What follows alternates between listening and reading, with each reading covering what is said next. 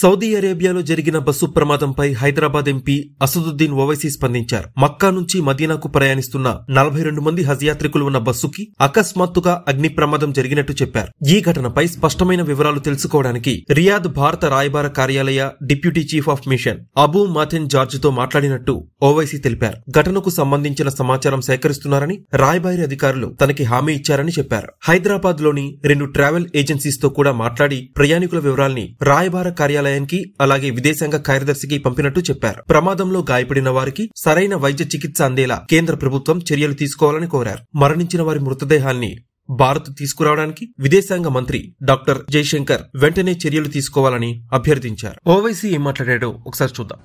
ये मुझे भी खबर अभी मालूम हुई है कि हैदराबाद के 2 ट्रैवल एजेंसी, एक fly zone tours and travels और अल मक्का हज एंड उमरा के 42 हाजी मक्का से मदीना जा रहे थे बस में, और बस को आग लगने से मालूम हुआ कि सिर्फ एक शख्स की जान बची है, कंफर्म नहीं है। बास कह रहे हैं कि पूरों का इंतकाल हो गया।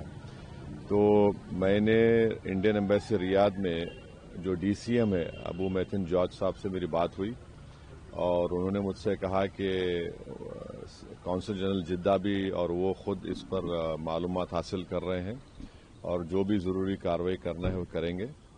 और साथ ही साथ मैंने इन तमाम उमरा पैसेंजर्स के दोनों ट्रैवल एजेंसी से वीज़ा डिटेल्स लेकर कौंसल जनरल ऑफ इंडिया जिद्दा को और डीसीएम इंडियन एम्बेसी रियाद को और साथ ही साथ फॉरेन सेक्रेटरी को मैंने ईमेल किया है।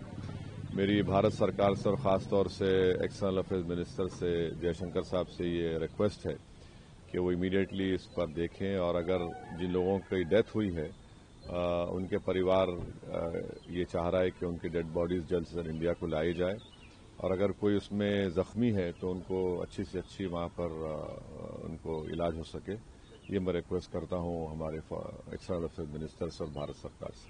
सर, दिल्ली में अभी हाल ही में जो ब्लास्ट हुआ है, मुफ्ती जी कह रही हैं कि भारत बता रहा है कि कश्मीर कितना सेफ है, लेकिन दिल्ली के में जो ब्लास्ट हुआ है दिल्ली भी अब सेफ नहीं है। जो केंद्र की पॉलिसीज है वो पॉलिसीज वैसे कि कश्मीर नहीं, दिल्ली भी अब देखिए, वो मेरा मानना ये है कि जो टेररिस्ट एक्शन दिल्ली में हुआ, अब तो एनआईए ने कहा कि सुसाइड बॉम्बर था, हम उसका कंडेम करते हैं। टेररिज्म की कोई जगह नहीं है, इसका पूरी तरह से कंडेम करना है। और जिस तरीके से उन्होंने प्लानिंग की, कॉन्स्पिरेसी, गैलेज कॉन्स्पिरेसी की, ये सब बातें आ रही हैं, तो इसमें खुली साफ साफ तौर पर हम उसका कंडेम करते हैं। सर, इसी पे कश्मीरी मैन को भी अरेस्ट किया गया है एनआईए के थ्रू, जिसने बॉम्ब को वहाँ प्रिपेयर करवाया था। जो भी है, अब तो इन्वेस्टिगेशन चल रहा है, तो आप और हम कोई कंक्लूजन पर नहीं आ सकते। मगर ये जो इंसिडेंट हुआ दिल्ली में जिसमें 10 लोगों की मौत हुई, फिर अनफॉर्चुनेटली नौगाम में भी वो जो एक्सप्लोजिव रखे थे वहाँ पर भी पुलिस स्टेशन में ब्लास्ट हुआ, उसमें भी लोगों की मौत हुई, वो भी हमारे लिए तकलीफ दे बात है। Thank you.